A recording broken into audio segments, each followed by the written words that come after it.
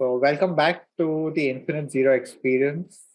We are here again today with Leaf, and today we have chosen a specific topic to discuss and dive into and break it apart and watch it from different perspectives. So, the topic today is based on an article that is also published on the blog called The Four Types of Emotion. If you haven't watched the earlier episode zero, we would recommend to watch that before watching this episode because that episode lays the foundation and gives a lot of background, terminology, and context to what we will be discussing in this episode. I would also recommend to read the associated article about the four types of emotions before listening or watching to this episode because, again, it gives more context, which will help to understand the topics in this video or podcast much better. So just to clarify, right? Like when we say types of emotions, we are not talking about the different emotions themselves. Like we are not saying that anger and shame and fear are different types of emotions. No. Like they are just emotions. Like the ones listed in the article are instinctual emotions, artificial emotions, natural emotions, and higher emotions. You know, generally speaking, people associate emotions with the heart, and they think that emotions arise in the heart, and we specifically call it the emotional center. So all of this is coming from a system called the fourth way of consciousness. And in the fourth way of consciousness, they explain that we have several centers within our body, and the primary centers are the intellectual center, which is associated with the mind and the brain. We have the emotional center, which is associated with the heart and emotions. And then we have the body center or the physical center, which can be subdivided, but we will not do that for the purpose of this talk. Also, the emotional center, that there's a part of the emotional center that exists within other centers. And so, like I said, there is the emotional center itself, but then within the intellectual center and within the body center is also a part of the emotional center. And then, apart from these centers, we have higher centers. So, we have the higher emotional center and we have the higher intellectual center. And these two centers are not available by default to us, they need to be developed through effort. And that is what we call consciousness development. So today we will be talking only about the emotional center and the emotional center that's present in the intellectual and the instinctual center and the higher emotional center. Because each of these has a different type of emotion. But just the way that the emotional center has got parts in the intellectual and the body center, also those centers have parts in the emotional center. So all the centers have a part in the other center. Well, this is how the fourth way system explains the centers in the body. This is not these are not my theories. This is a specific system of understanding consciousness. So the emotional center is connected obviously with the intellectual and the physical, and they're all connected with each other in some ways. You mentioned in the article the emotional center can process information a lot faster than the other centers. So again, this is based on the fourth way that each center has a speed at which it will process information, and this is also kind of what distinguishes each center is the speed and the way in which it processes information. So the physical and the outputs that it creates. So the emotional center will process information and produce emotion. The intellectual center will process information and will create thoughts, reasoning, concepts. The physical center will process information and will create actions. But the speed of functioning of each of these centers is very different. So, and it differs by a very large degree. The slowest of these centers is the intellectual center. The next is the body centers or the physical centers are 30,000 times faster than the intellectual center at processing information. 30,000. And the emotional center is 30,000 times faster than the body center. So it is 30,000 by 30,000 times faster than the intellectual center. So the speed that's why our emotional responses, if we are not blocking them and if we listen to them, they can guide us much better in the present moment than actually having to think how to deal with the present moment. But a lot of people may not be able to do this because they have repressed emotions, their emotional state is very blocked and it's not flowing. In that case, the emotions can be very slow or can be very overwhelming. But once you have balanced your emotional center, you will get information on how to deal with the present moment very quickly from that place. So even before your mind knows what's going on, your emotions already know how to deal with it. Wow. So so if you had the awareness, you would know first from your emotions, then from your body, and then from your mind, right? From your thoughts. Yeah. Wow. So like the emotional centers almost a billion times, like 900 million times faster than the thought. So you know what can be processed by the emotional center in 1 second would take that like 900 million times more to process with thought. But this doesn't mean that you don't use your mind or you don't use your body and you only use your emotional center, because the emotional center is only capable of dealing with certain type of information, and the mind has its own place and the body has its own place. So what the fourth way system says is that in our average state of consciousness, what happens is that all the centers are doing the wrong work. So our emotional center is doing the work for the mind, our mind is doing the work for the body, our body is doing the work for the emotion. It's all messed up. And this is why we are having a lot of inappropriate reactions and responses, is that the wrong center is responding. Uh-huh. You know, a lot of times people are, instead of acting, they're thinking. Or instead of feeling, they're acting. If like it's very common to feel a certain emotion and instead of feeling the emotion, you go and eat or you go and watch TV. So this we can call as the wrong functioning of the center. So one of the first things of not one of the first things, but one of the key practices of the fourth way is to find the correct functioning of the center and to bring them into balance. So to allow the emotional center to do the work of the emotional center, to do the intellectual center should do its work and the body should do its work, not be doing work for each other. Okay. But also, okay, so as much as like, yes, so they are all interconnected and that can lend itself to getting us utilizing the wrong, like confusing the centers. Anyway, coming to the types of emotions, now that we have really explored centers and the emotional center in some detail. So the four types of emotions, we'll start with the first one is instinctive emotions. So to understand instinctive emotions in the context of everything we just discussed is that instinctive emotions arise in the instinctual center or the emotional part of the instinctual center. So these are the emotions that are there to protect us or that are arising based on our instinctual responses. You see danger, the instinctual fear that comes with it is coming from the instinctive center or the emotional part of the instinctive center. Or you instinctively feel angry because your boundary is being violated, and it's that kind of anger is a protection mechanism.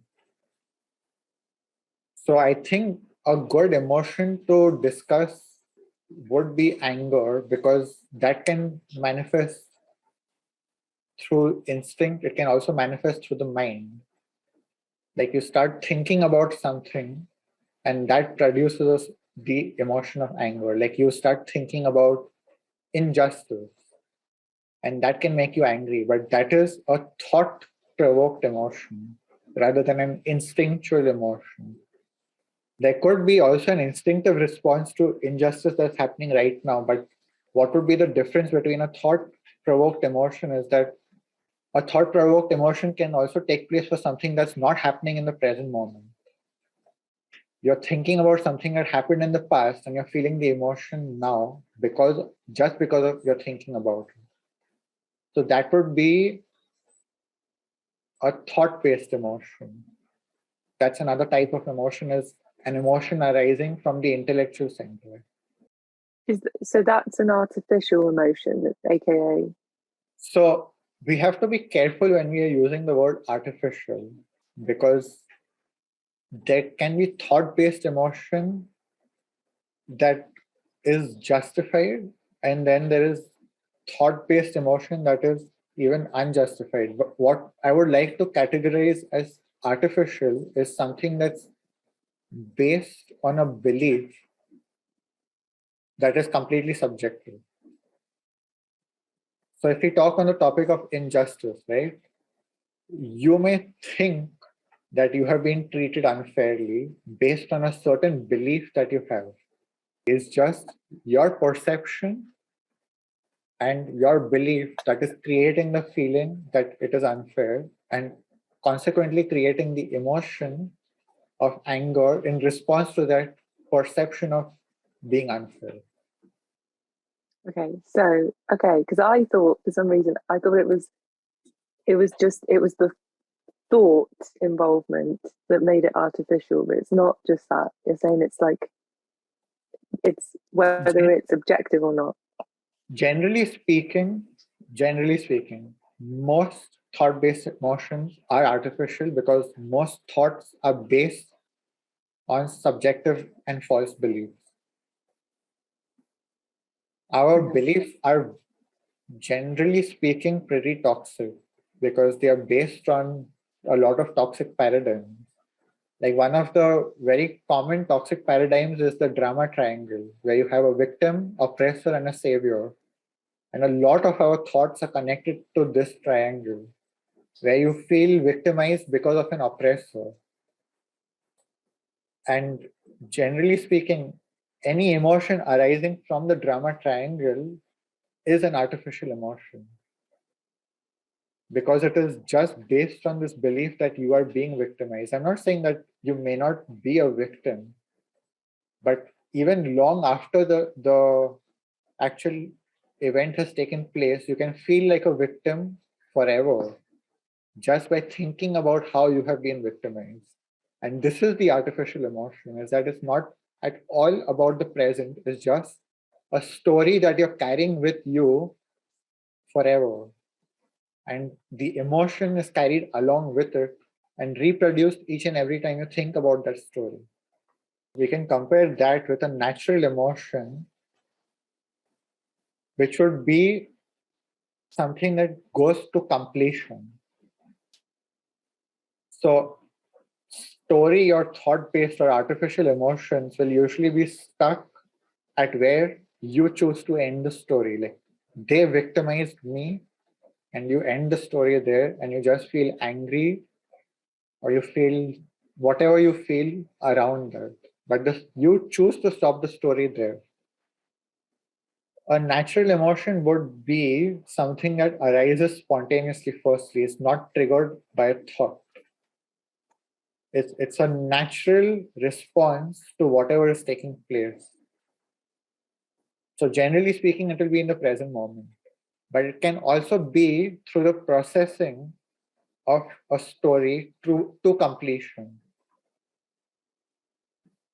So suppose a story that you have been carrying for a very long time and that you have been stuck with, you start processing it and you actually take it to completion, where you start understanding why it took place, what are all the emotions associated with that story, and you start feeling those emotions and you allow them to flow. That will still be natural, because that is your heart processing everything that is going on. which can be aided by your mind. Your mind could be guiding your heart towards the completion, but the feelings are all naturally flowing. It's not that you have to instigate a specific emotion. You don't have to make yourself feel sad. You don't have to make yourself feel angry. You just feel that. Yes, okay. That's why I was going to ask about how to know in the moment how to distinguish, like, okay, am I allowing this to go to completion? Like, am I feel or am I, like, how do I distinguish in the moment? And I guess it's like you ask yourself whether you're trying to bring about any kind of See, situation, like experience. even if the trigger is thought-based, right? Once it is provoked and then the emotions keep flowing, that is natural. But if you have to keep forcing it and keep thinking about something to keep feeling something, that is not natural. That is artificial. If you have to keep thinking something to feel something, you're forcing it. You could have an initial trigger that opens the gates and allows the emotions to flow, but you don't have to keep forcing it after that. Say, Like, I'm not saying you just have to speak once or think once, like, but you don't have to keep obsessively thinking or saying something. mm-hmm. So presumably it's always a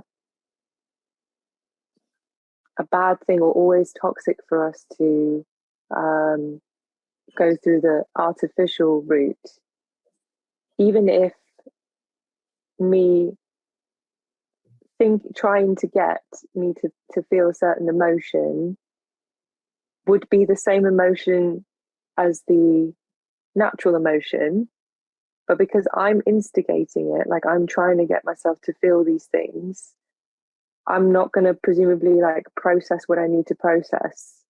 I'm just going to keep. No, you could if you then allow it to flow like this. So, But what if I kept intercepting? Let me take an example. Like, there are situations in which your emotions get blocked, not even because you're trying to control them, but just because that's the only way to deal with them. And this happens most often in trauma.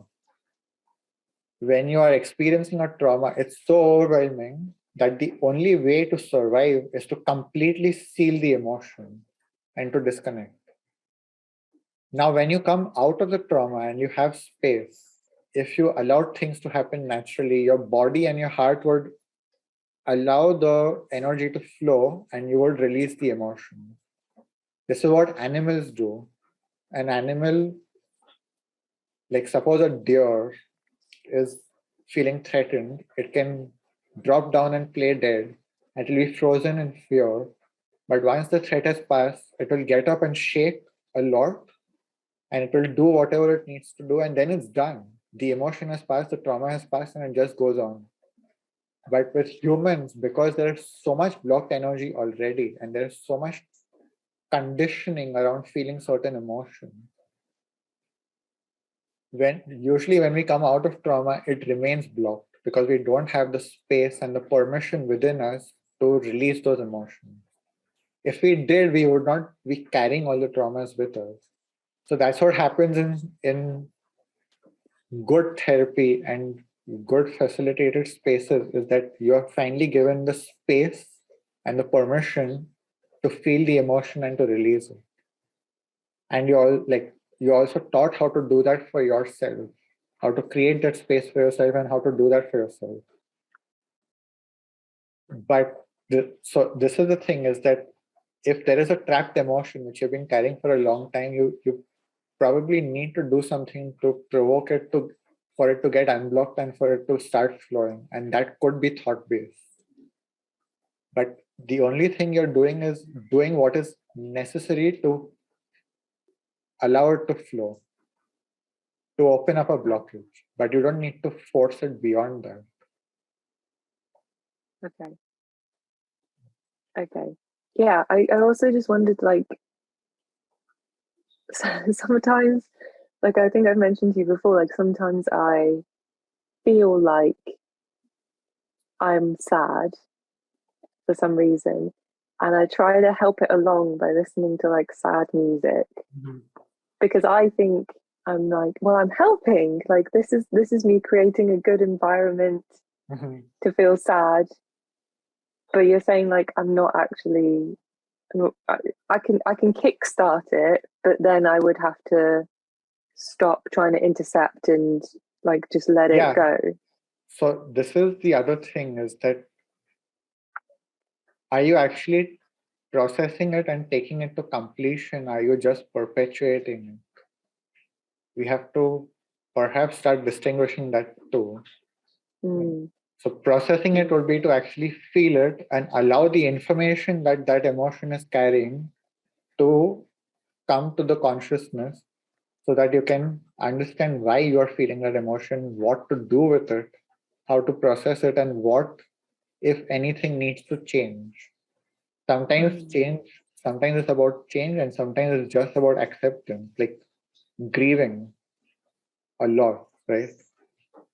You can't, you most likely can't change anything, but you have to move towards acceptance. But grief can become stuck and it can become perpetual. You can just be grieving forever because you're not ready to accept it. And you can do a lot of things to perpetuate that grief, which is like keeping memories of that person. But the memories don't help you to move on. They just keep you stuck because you stay attached to that person. Mm. So you're not moving.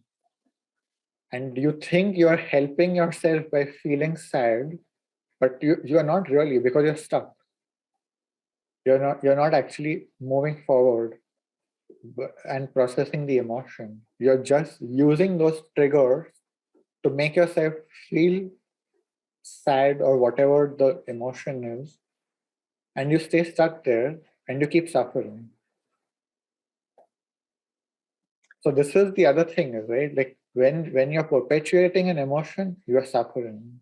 But if you're just feeling an emotion and allowing it to flow to completion, it can be painful, but it need not involve suffering. So suffering is optional. Mm. Pain is part of life, but suffering is optional. At least a lot of types of suffering are optional. There may be some times when we cannot avoid suffering. There may be unavoidable suffering, but most of the suffering that people experience is completely unnecessary. I'm not saying that pain is unnecessary or that pain can be avoided or that even you should avoid pain. I think it's healthy to keep living life and experience pain and keep moving on from that and learn from it and grow.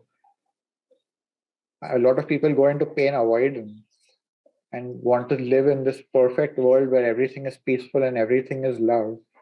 I don't even agree with that. I think that there has to be a dynamic balance where pain can be a part of life, and you can accept that when you know how to deal with it, when you have the resources to deal with it.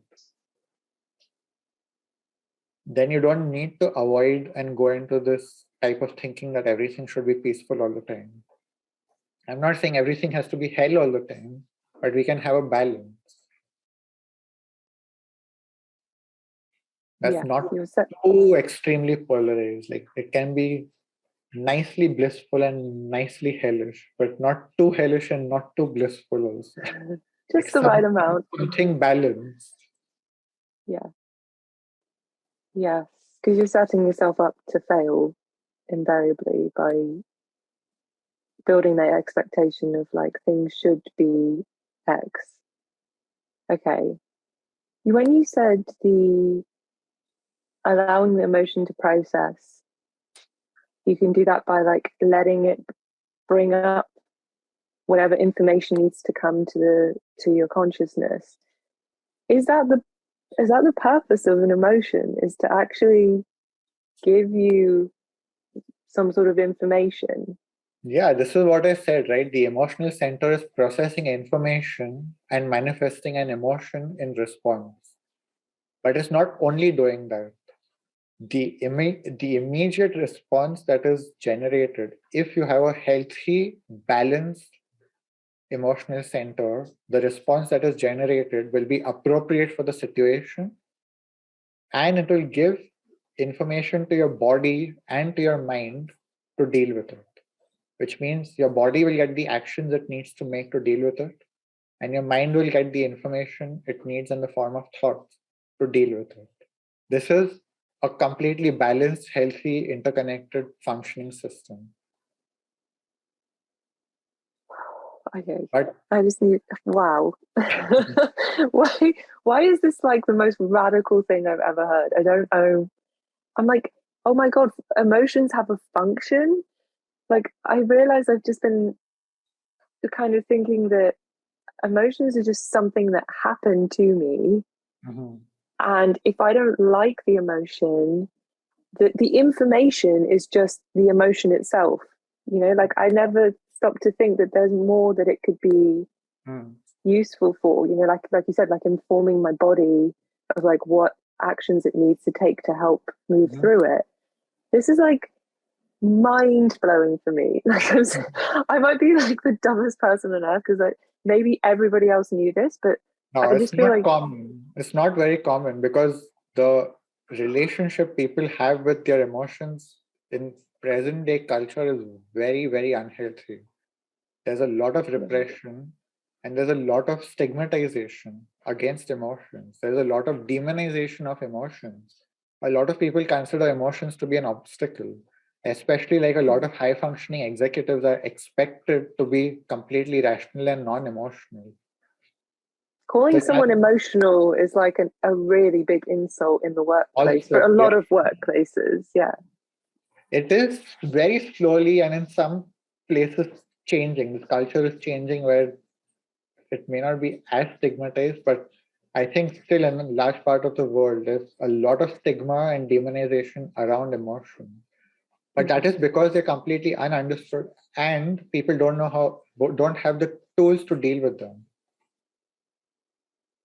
You know, one of the books I always recommend, which is one of my favorite books, is The Language of Emotion, which has so many tools, so many exercises, so much information to get started. I don't think that book alone can do a lot. I believe you need to work with someone who can either use the tools in that book or other tools or both together and guide you in learning those tools and applying those tools. But nonetheless, like reading that book is valuable. It's a good use of time, I think. I think I'm gonna actually read it because you've been recommending it to me for so long. Um, but now that I understand that there is a purpose to my emotions, which I can't believe I never thought of before now. Like I think I a might do truly that. high functioning person, we see high functioning and successful individuals today, and they are usually defined by action and intellectual knowledge. But I think the most successful people can be even much higher functioning if they're fully unblocked in their emotions, because there's so much more information available. And this is something that can be developed. There are techniques for it. So this is where we come to the higher emotional center.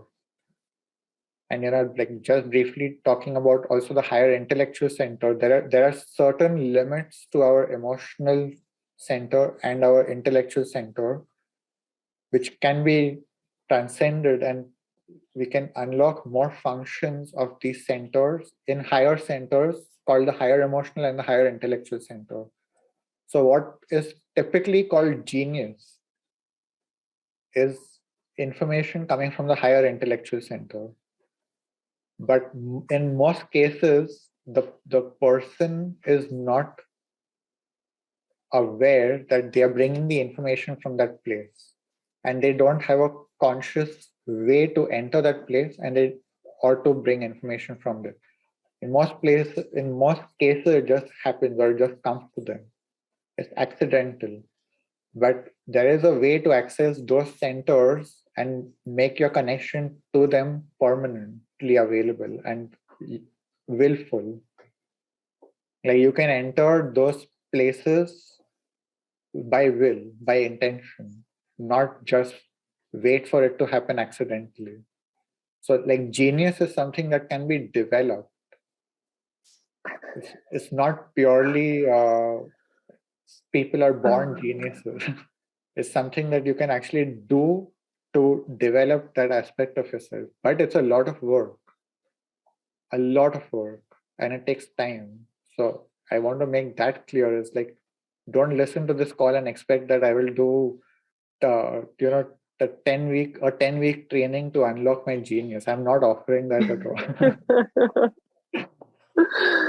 And Oh, while wow. I said it can be developed, I also want to say that it's not for everyone. And when I say that, it's not me discriminating on the system that's discriminating, it's just that most people are not willing to put the effort required and to face the challenges required. And that could obviously be certain biological imbalances or deficiencies that could prevent that. But when I say that this potential exists, I'm talking about on average. Mhm. There will Wow. always be extreme cases for people who have it easier or who have it much more difficult and who for whom it may not even be possible. But for the average population, it is a potential that can be activated if they are willing to put the effort. But most of them are not. So That is so insane to, I was going to say, wrap my head around this idea of being able to tap into genius at will.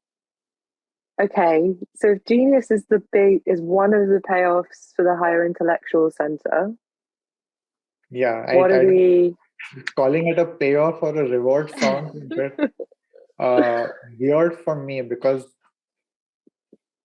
generally speaking, you're not developing your consciousness with that intention of a reward or like I want to be a genius. Like you're doing it because that is the healthy thing to do for yourself to become a okay? complete being. I have been questioning this about myself for a very long time now. It's Mhm. like my actual motivations because yes, I tell myself that it's all about just personal evolution and why wouldn't I want to challenge myself and see what I'm capable of, all those things, you know? But I seriously doubt that that is where it ends. And like, I'm sure that there are parts of me that are seeing, you know, See, those things as rewards. there is nothing wrong with having those more materialistic motivations.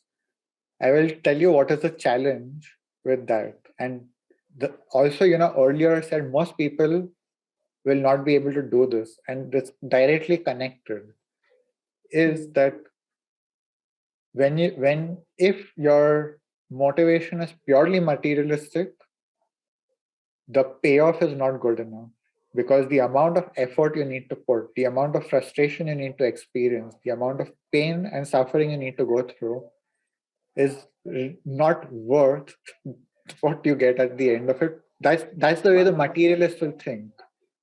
Okay. Okay, it's not that is not objectively not worth it. The materialist will think, why the hell should I suffer so much if I can have an easy life? There are ways to make money without having to suffer so much, right? So why go through all that pain and effort? Yeah. I think this is the main reason. Like, if your motivation is purely materialistic, you will not be able to keep going and reach that place that you think will give you the reward. I see. So there's a check in place. Like there are. Yeah, but again, right? It's not me saying that this is the way it is. It's just historically, this has been the observation of people, that people who have purely materialistic motivations don't really have what it takes to go through this process. Okay. If They you will if give you up have, before. yeah, you will give up because at some level you'll be just like, why the hell should I suffer for all this? It's not worth it. Yeah. Yeah. Not again, it's not that it's not objectively worth it. It's just subjectively it's not worth it.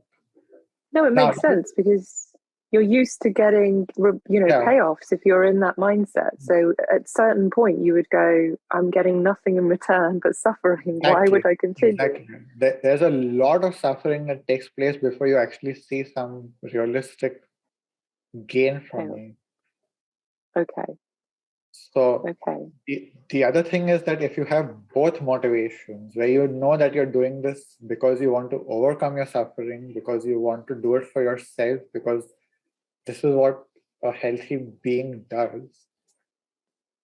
If you have that, plus you have materialistic, what will happen is that your materialistic motivations will produce a lot of suffering and they will block you from actually going forward. Because the same kinds of thoughts will keep coming up. It's like, why the hell am I doing this? It's not worth it. So they will produce suffering, which will actually become the obstacle to going further. And only when you relinquish that will you actually start making more progress. This brings us back to higher emotions.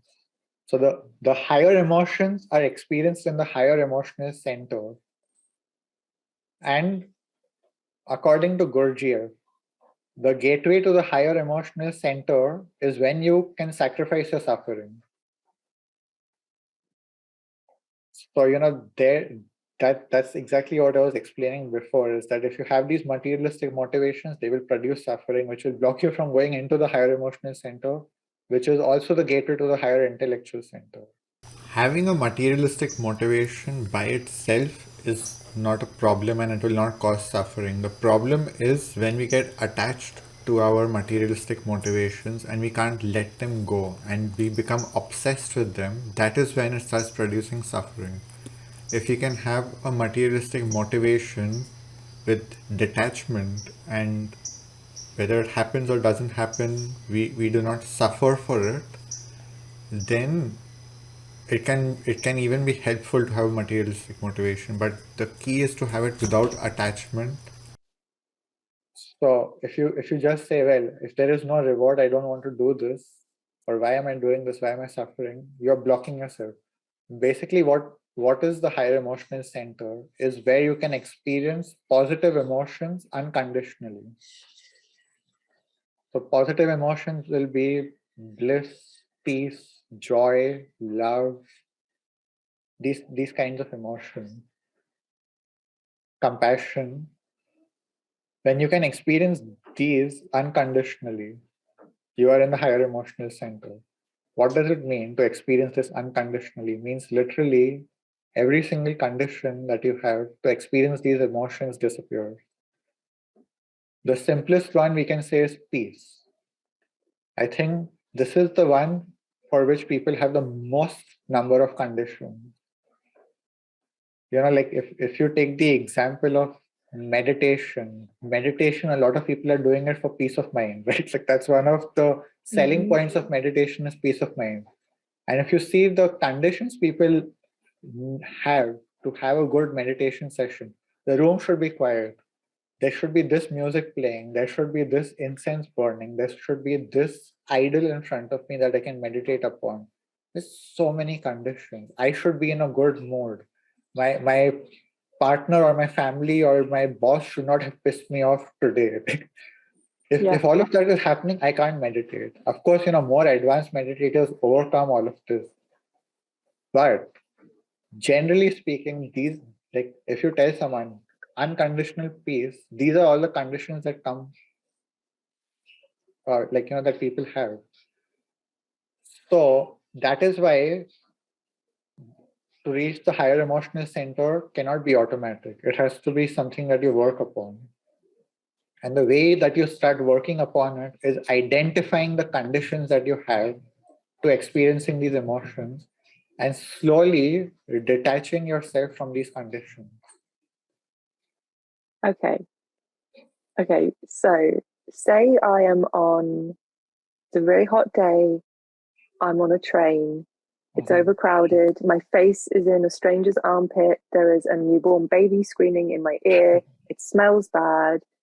And I'm thinking to myself, okay, I want to experience peace right now, even in this horror scenario. How do I do that without that? Like, would I not be generating an artificial emotion? Because how do I how do I not lie to myself but also get rid of the condition? It's a very good question because this is the big difference between positivity and, like pop self-help is a lot of people are trying to hypnotize themselves into feeling peace and bliss and love. And the way they hypnotize themselves is through these affirmations or listening to podcasts and talks all day. Like, everything is peaceful, everything is love, everything is bliss. And you keep saying that to yourself, and at some level, you can start believing it. But you're not actually feeling it, it's intellectual.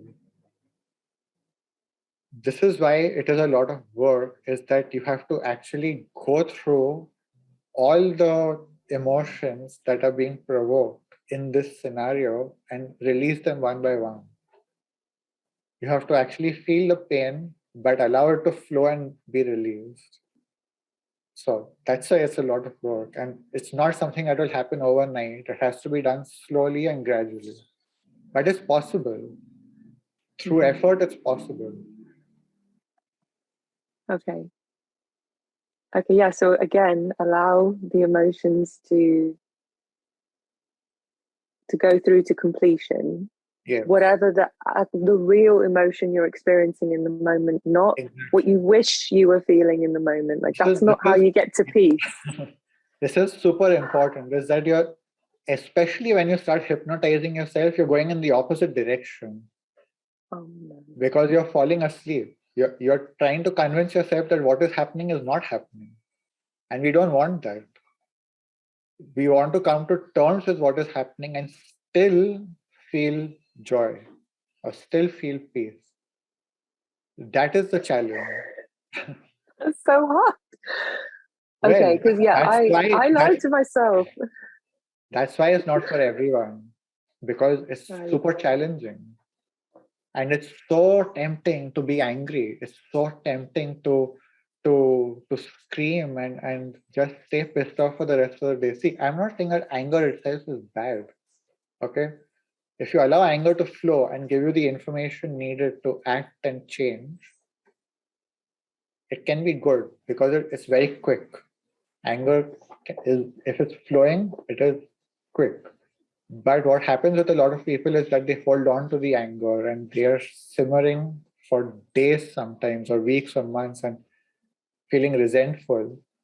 That is not healthy. And that is unnecessary suffering. Mm. So you can be in the unconditional or the higher emotional center and you can experience a flash of anger, but it will not get stuck and it will not take you out of that state permanently. Once the anger has passed, you can re-enter that state, or probably, I don't know, you may not even leave that state. I myself am not an expert that is always living in the higher emotional center. I'm still working towards it, but I've experienced it many times and I've also experienced it for extended periods, but I'm still not able to sustain it permanently. For me, it's still waves, but Mm. each time the waves are long, like, I can sustain it for longer periods and I can return to it much faster. So this is also, the way to understand it is that the more work you do, it gets better and better. Like you're faster at processing your emotions, you're faster at releasing your expectations, your attachments, and maintaining that unconditional state. Okay. And also identifying the triggers, right? Like, what are the triggers that are taking me out of the unconditional state? Do I need to react to that trigger every single time? Or what am Mm, I, like, even if there is a trigger that is causing me pain, can I do something that permanently changes that? Like, in some cases, it could be setting a boundary where if someone is talking to you a certain way or treating you a certain way, you're just like, if this happens again, that's the end of our communication, because I don't want to keep suffering because you cannot handle your emotions or you cannot right. be civilized. Right. So again, it's like, yeah, the emotion will inform you if it's time to act, like setting a boundary and all of that. Like if you allow it to, it will inform you. Yeah. Yeah. Okay. Wow. I know I keep repeating that point, but it's like really important for me for some reason to just keep reminding myself of that. Okay. In the higher emotional center, then, are you able to just, when you can access that, you can just choose what emotional state you want to experience? Like you can just be like, I want to feel, like, is it just a pick and mix of like No, whatever? Or, usually it will be spontaneous. You will be feeling things spontaneously. You don't again need to choose and say, I want to feel this. When you are in that state of energy, a lot of emotions will be arising spontaneously. There is a spontaneous joy of life. There's a spontaneous peace of the moment which you can yeah, experience. There's a spontaneous love. There's a spontaneous compassion when you're witnessing something. So it's not forced. It's not even so much about choosing it. It's like basically mm, what you're doing is removing the obstacles. You're removing the conditions and allowing the natural, spontaneous experience of life. That's it how feels I like have that, experienced it. Like, I don't know, right. there could be others that are choosing specific states that they want to be in, but I prefer to be surprised. Oh, okay. So it's like that could be our natural state of existence if we were able to access that and let go of all our filters and conditions and etc. Like we could just be like that at all times. I think if you take away all the added baggage, is the word I Mm-hmm. will use, all the added baggage on religions, this is what the original teachings were. And that is why there is so much of commonality in original religions, which are Right. pretty much not at all present in modern society. Every single religion has been twisted completely out of shape and distorted with so many subjective perspectives. But like, I think the original motivation was to inform us that our natural state is this spontaneous, unconditional, whatever we are experiencing. And like, just to give a brief idea of what comes next is when we learn to master, not only when we learn to master, but if we are in the unconditional emotional state, the next state is the unconditional intellectual center. And the obstacle to that are our illusions. And that's what we need to sacrifice to enter the higher intellectual center. Is this the biggest illusion is that we know that we actually know something is the biggest illusion. Like when we can sacrifice that is when we can truly start experiencing knowledge and wisdom that lives at that dimension of consciousness. But that is Wow. a very difficult one to overcome, because a lot, like, the need to feel that is Mm-hmm. deeply ingrained, because a lot of people are very afraid of uncertainty. So there is like, if you are not comfortable with uncertainty, you have a compulsion to believe that I know what is going on. You have a compulsion to feel some kind of certainty. And what does certainty mean? I know what is going on. But if you have to take that away from people, it's terror.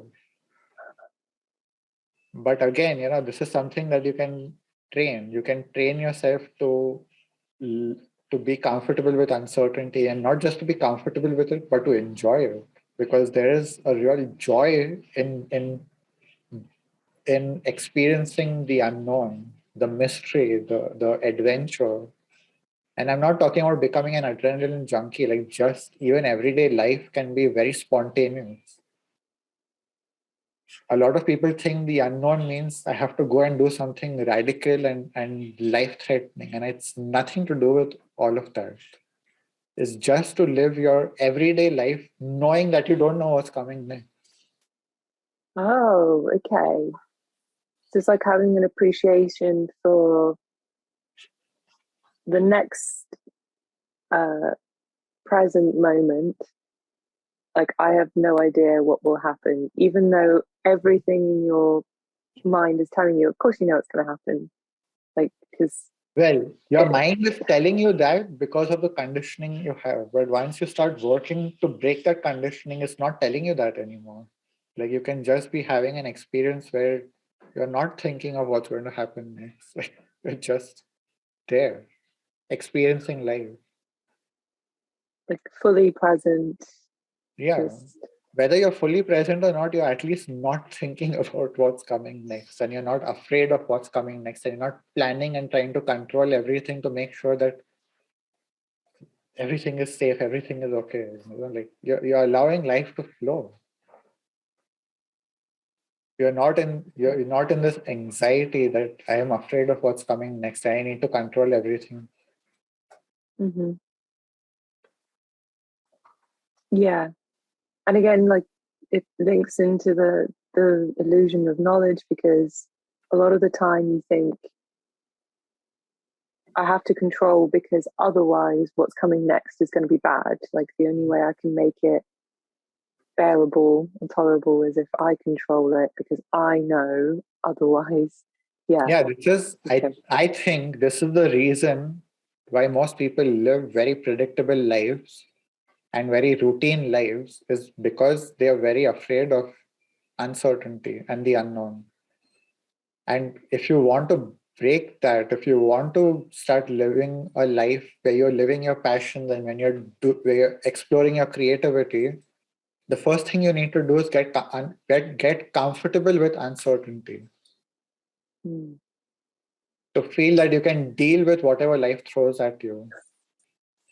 But if you are too afraid of something going wrong or failing or making a mistake, you can't live a normal, you can't live life. You have to live a program where everything is just the same. And you're an expert at doing the same thing over and over again. What's a good first step then in moving towards giving up the control slightly? Well, I think it has to be some form of therapy or work, that the kind of work that we are doing in the groups. Like there is no, when you're saying first step, it's not like I will take this first step and tomorrow I can start dealing with uncertainty and the unknown. No, It's no. one step of many before you become comfortable with that. Yeah. And so the first step would be to start looking for help from people who are there already, who know how to be there and who can teach Mm-hmm. that. A Yeah. good therapist, which is different from any therapist. Or this kind of work, the fourth way system is good, but again, you have to find a good facilitator for that. Mm-hmm. Anything which actually the person has gone through it themselves and is good at teaching it. You have to also resonate with the teacher, have a good connection with the teacher. Yeah. But it's Yeah. not a one step or 10-step process. It's a long process. No, but like, the first step is the most difficult, is to make. And Yeah, Like it's all. I'm just I think, thinking, the first step is actually deciding if you want to do any of this, if you want to put the effort, if you want change, or you're just okay with life being what it is. A lot of people will make excuses. Well, I don't have the time right now. I have this project coming up. Well, I just had a child. There's so many excuses not to do anything. yeah, Like we are living in an abundance of excuses. So you have to really decide, am I ready to commit to this? Am I ready to do this? Because you can start it and stop it, but it's not worth it. Like, why suffer if you're going to give up anywhere? hmm Do it if you're ready to commit for at least a significant amount of time, I would say. And I'm not saying you have to commit to a specific teacher immediately, but at least be ready to commit to yourself that I will see this through, and I will not make the teacher the excuse, and I will not make the teaching the excuse, and like I will find the way that I can actually do something. that's very wise. That's very sage advice. Because I'm not 100% sure I had those thoughts before embarking on this kind of journey. I think, But you did see a lot of people come and go. We've been doing this almost 2 years now. We started in yeah, September of 2020. good point. Yeah, So you've seen many people come and go. At least you've seen that, and you realize that it's not for everyone. yeah, yeah, it isn't. It isn't. And I still think like the people that have left, like, I still saw so much like positive change, and where they got to. And I think they will still have benefited immensely from Mhm. working on themselves, Yeah, of course. Any work you do on yourself is going to help. And I'm not saying Yeah. just because you haven't committed, don't do anything. But that's generally what people do. Like, I'm just saying that. Yeah. Yeah. One of I I think this may be in another article. Like, basically, this path comes without any guarantees. We are saying that all of this is potential, but I am not giving a guarantee that you will develop your higher emotional center, you will develop your higher intellectual center. I'm pretty much saying that there is a much stronger likelihood that you will give up and quit. And the thing is, when people don't have guarantees and when people are told that there is a high likelihood of failure, most people don't want to put any effort towards such an endeavor. You would be called foolish for doing something like this. You're like, if you're most likely going to fail, why do it? But there are some crazy people who will still go and do it. So it's only for those crazy people who will know that there's a high likelihood of failing and who will still go and do it. Usually those are the people who will get something out of it. Well, yeah, this is the thing. Like, I mean, so far I feel like I have been rewarded, you know, Mm. like I have, it's not like I haven't had payoffs. I have had them. So I can't believe that there's even a possibility that you could get to that end of the spectrum of like tapping into the higher emotional and higher intellectual centers. Like, I don't think it's not just been, suffering the entire time and then But getting nothing in return. you probably have a specific disposition towards being optimistic or being grateful. There can be people who are not that optimistic and who are resentful by default and are like, well, I did. You have seen this in the groups also, so it exists that there are people who Yeah, will be putting in efforts for a long time and be like, I am still stuck and I'm still suffering. What the hell is this? That exists too. So, yeah, yeah, and I think that is generally the attitude of people, is not recognizing what they have got, but paying attention yeah. to what they have not got. And this is another way to keep suffering, and which is definitely artificial emotion. They're suffering just because their focus is on what they have not received. So the emotions that they feel around that are completely artificial because they are not paying any attention to what they have received. and they're choosing. They're Yeah. basically choosing to focus on how they are still failing. Well, this is what's so like, it's really difficult to come to terms with the concept that you are choosing your own suffering. For, you know, it's it takes a really long time to, at least it did for me, um, to give that any kind of credence. Because even emotions like emotion, like I can't, it took such a long time to realize. So for emotions for me, I'm like, they arise because of an external stimulus. That's why I have an emotion. And I can't, like, it was hard just to try and wrap my head around the fact that no, like a thought can intercede between the trigger and the emotion. Like somehow my brain can get in between that and start to be involved somehow. So, But this is the difference, is that when we spoke about natural emotions, they arise spontaneously much before you can have a thought about what is going on. But a lot of emotional reactions are pretty slow. If you actually pay attention, there's enough time to think, make a judgment, say something to yourself, and then the emotion arises. It happens very quickly. But if you're just looking at it from the outside, there is enough time for your mind to make up opinions and judgments about what is happening. yeah. So it's very tricky to distinguish between an artificial emotion and a natural emotion. And that's part of the work and part of having guidance from the outside, because it helps when there is someone who has already gone through this and who can help you to identify what is natural, what is artificial. Because it takes a long time to start understanding how you're producing your emotion. Yeah. It takes a lot of feedback to start realizing, oh, I am actually thinking this before my emotion comes. And that feedback comes from sometimes from the outside or sometimes after replaying what happened and thinking about what happened.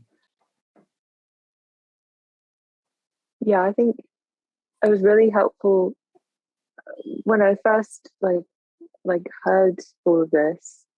Obviously you just intellectualize it and you're like, okay, that's an interesting concept, but it didn't really land until I think it happened in real time once.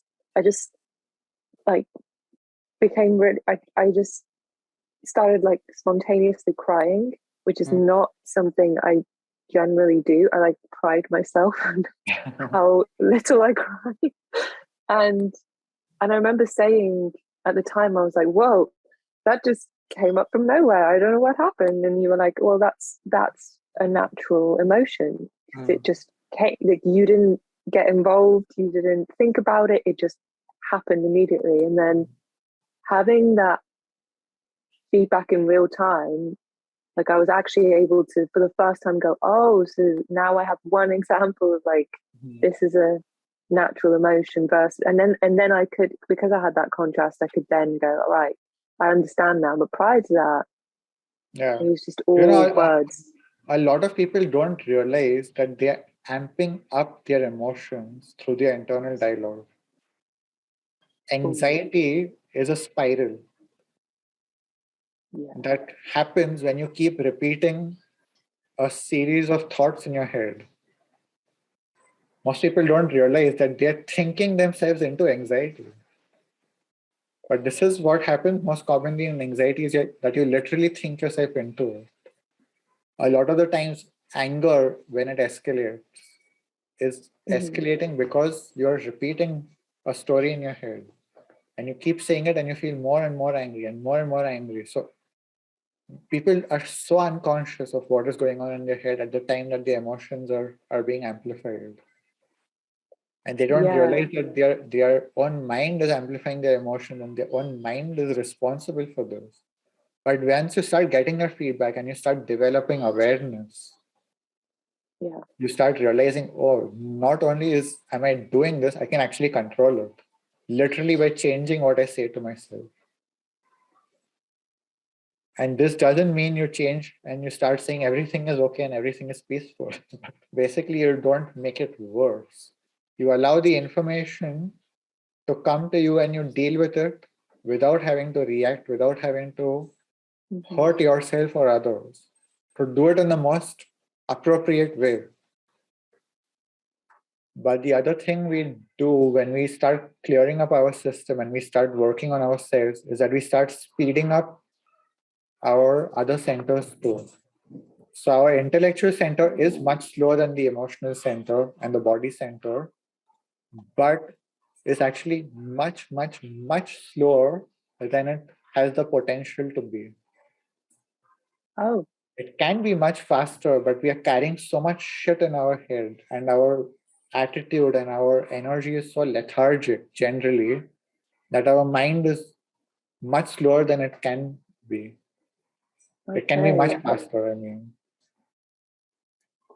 And you said, yeah, you get the speed will start to increase as you do this work. It will just naturally begin. Yes. You will start thinking more clearly. You will start thinking faster. You will be processing things much faster. But when you have a lot of repressed emotions, a lot of energy trapped in your body, your mind is also slower. It's heavier. Everything is heavy. When you're in a depression, you can't think quickly. You're slow, you're lethargic, you're lazy, you don't want to do things. Right. Yes. But all of that can be cleared up, like significantly more. Okay, that's good news. That's very good news. I'd like to know that. My sort of one of the key takeaways that I get the feel like reading the article and this is like I should really focus my efforts on the noticing the conditions I place on the emotional states. Like I just have nothing but a list of conditions. This is a good exercise, is to catch yourself saying, I cannot feel peaceful if this is not happening, or if this is happening, I cannot be peaceful. One exercise is to start listing down the conditions that you put on your positive emotion. The other thing is also, to start maybe becoming aware of how you're creating your own emotion. The artificial ones, at least. Yeah. Yes. Yes, I remember like that was one of the first exercises you ever set for us was to get us to once we had started doing self-remembering, it was to first you identify the trigger that has created the emotion. So that's the external trigger. Then if you can identify the thought associated with that trigger and the consequent emotion. But all of this in the beginning, it will most likely only happen in hindsight. And that's fine too. You can start there, like just recollecting the last time you had a strong emotion and seeing what was the trigger. Once you start identifying your triggers, you can start predicting them. Like suppose there is a person with whom you always get angry. I'm going to be angry with this person the next time I meet them. There's a high likelihood. So it's predictable. So you go into that meeting consciously and you say, oh, now let me watch what I say to myself when this person triggers me.